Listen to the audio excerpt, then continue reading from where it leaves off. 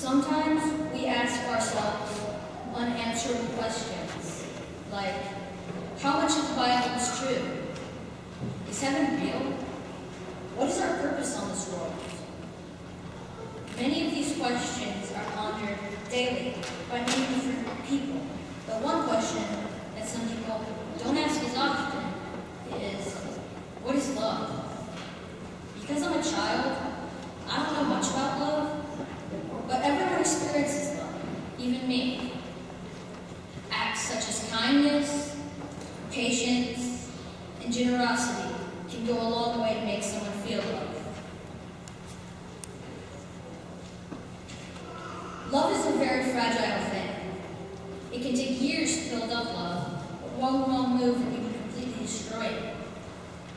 It's like walking through a minefield, because one wrong step can set off a huge argument that could go on for a long time. Everyone has seen people argue. They go back and forth about something that might not be that important, and they interrupt each other. Their voices raise higher and higher, and the people around them start to feel anxious. I think it's because people go through a lot of stress. Lots of people go through stress at different quantities. For instance, a teenager freaking out about when a school project is due, or when parents worry if they can pay the bills or taxes. No matter who you are, something or someone is bound to stress you out. Stuff like this normally gets people into bad moods. And when you are arguing or interrupt people, you're not being patient. You yell and you shout, you're not being kind.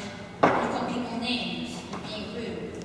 So based on 1 Corinthians chapter 13, verses 4 through 8, you're not really showing any example of love whatsoever.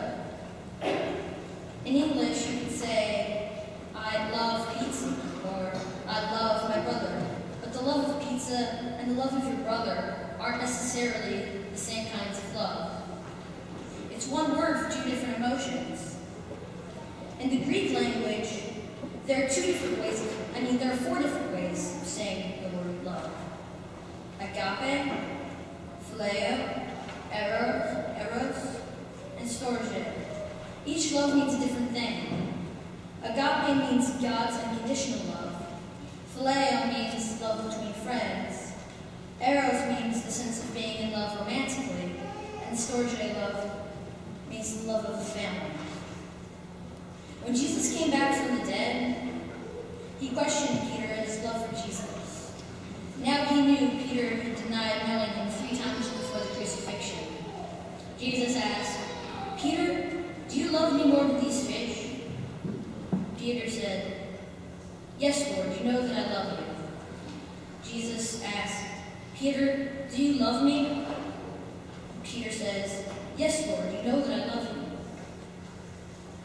Jesus says again, Peter, do you love me? Peter says, Lord, you know that I love you. In the Bible, Jesus asks Peter if he loves him with agape, God's unconditional love. And each time, Peter says he loves him with phileo love, the love between friends. Finally, Jesus gives up, knowing that he won't say he loves him with agape love, but only with phileo love.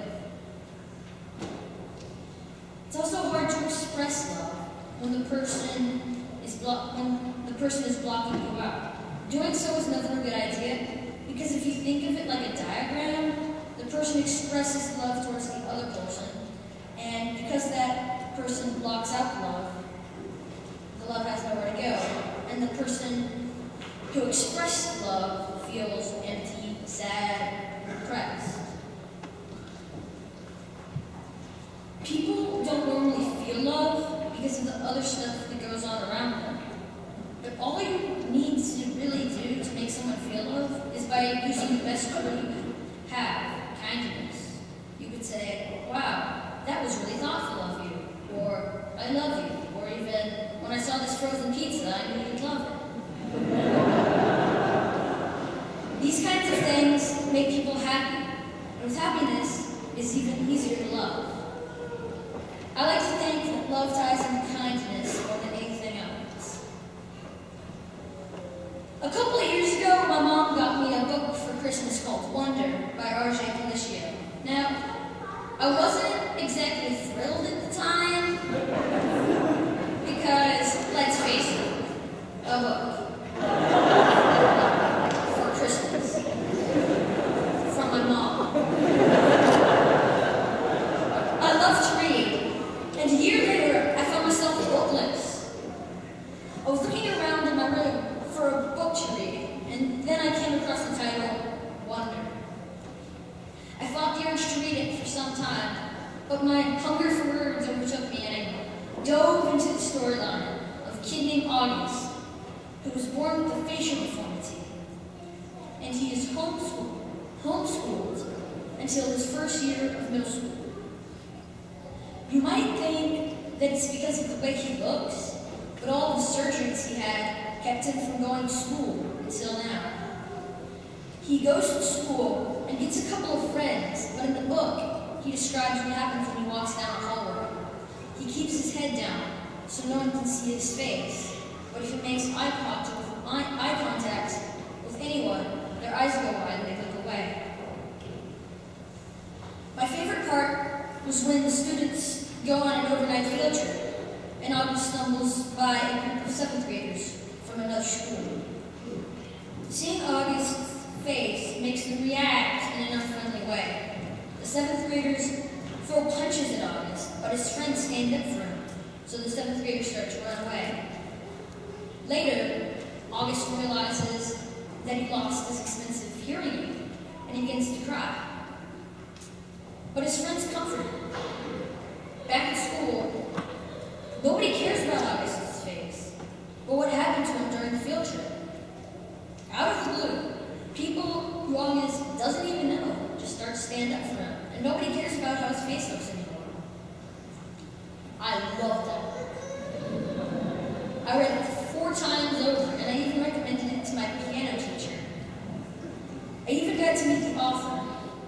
And the best part about that book was the purpose of the book was, when given the choice between being right or being kind, choose kind. I got my mom and dad to read it, but I'm still trying to convince my brother Duncan to read it too.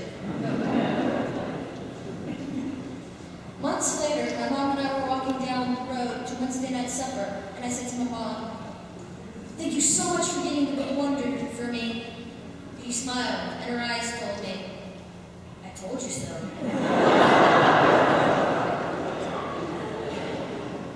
Because I'm the one preaching, I probably gave you more questions than answers today. But when you think about it, you would be better off asking lots of questions than knowing all of the answers. Because to me, if you knew all the answers to life, it would be meaningless. When you leave church today, the one thing I want you to take with you, is that when given the choice between being right and being kind, choose kind. What would the world be like if countries and governments, instead of choosing to be right, just be kind? With that, I end my sermon today.